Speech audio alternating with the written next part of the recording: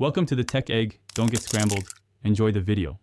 You start by assembling the foundation, a 30x30 cm plywood base and 2 braces for rigidity.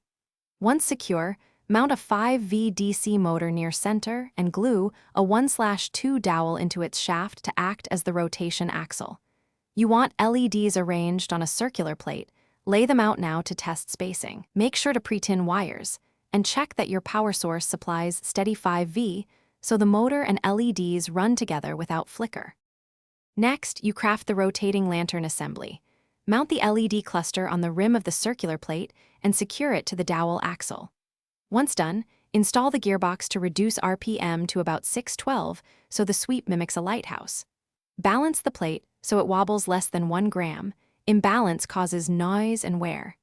Then position a Fresnel lens or clear acrylic cylinder around the LEDs to collimate light. This increases visible range while keeping current draw low.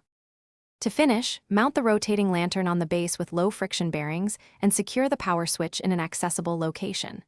Once done, run a 30-minute test. Observe heat, wobble, and light consistency. Make sure to seal joints with silicone to resist moisture, but leave a 5-10 mm ventilation gap near the motor. If something goes wrong, rebalance the plate first, then confirm 5V at the LEDs, and finally add ventilation or a small heatsink if components overheat. Thanks for watching. Consider subscribing if I helped unscramble your problems.